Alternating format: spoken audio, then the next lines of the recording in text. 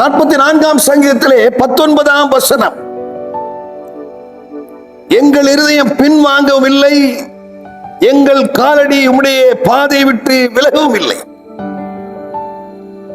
இன்றைய மன்னாவினுடைய தலைப்பு, கர்த்தரில் நிலைத்திருப்போருக்கு பின்மாற்றம் இல்லை.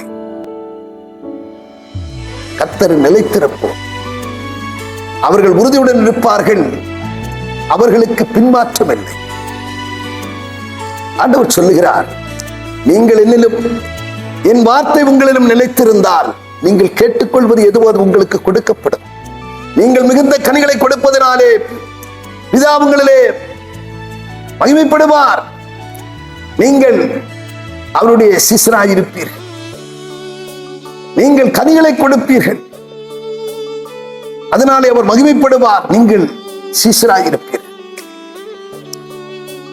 கொலோசியர் 2ஆம் அதிகாரத்திலே 6-7 வார்த்தைகளை வாசித்து பார்க்கும்போது, ஆண்டவராகிய இயேசு கிறிஸ்துவை நீங்கள் ஏற்றுக்கொண்டவர்களாய் மாத்திரமல்ல, அவருக்குள் வேர் கொண்டவர்களாகவும் அவர் மேல் எழும்புகின்ற கட்டடமாகவும் அசையாமலும் தளராமலும் இருங்க.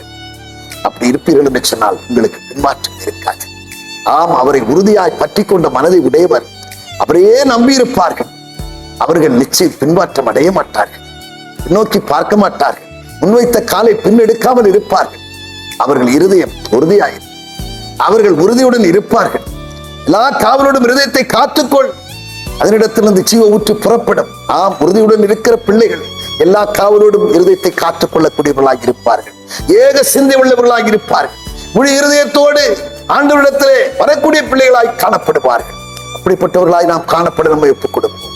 பரலோக பிதாவே, நாங்கள் உம்மை துதிக்கிறோம், ஸ்தோத்தரிக்கிறோம். ஆண்டவரே, திராட்சை செடியாக கொடியாய் நிலைத்திருந்து மிகுந்த கனிகளை கொடுக்கிறவர்களாய் நீங்கள் என்னிலும் என் வார்த்தை உங்களை நிலைத்திருந்தால் நீங்கள் கேட்டுக்கொள்வது எதுவோ அது உங்களுக்கு கொடுக்கப்படும் வார்த்தையின்படியாக ஆண்டவர் உங்களை நிலைத்திருந்து வாழ்கிறவர்களாய், உமக்குள் வேர் கொண்டிருக்கிறவர்களாய், உண்மையில் எழும்புகின்ற கட்டடமாய் அசையாமலும் தளராமலும் ஆண்டவரே சோத்திரப்பா உறுதியாய் பற்றி கொண்டவர்களாய் நாங்கள் காணப்படணுமே. எனக்கோ தேவனை அண்டிக் கொண்டிருப்பதே நலமாயிருக்கிறது என்கிற வார்த்தையின்படியாக உம்மை பற்றி கொள்ளவும் அண்டிக் கொள்ளவும் எங்களுக்கு உதவி செய்ய வேண்டும் என்று ஜெபிக்கிறோம்.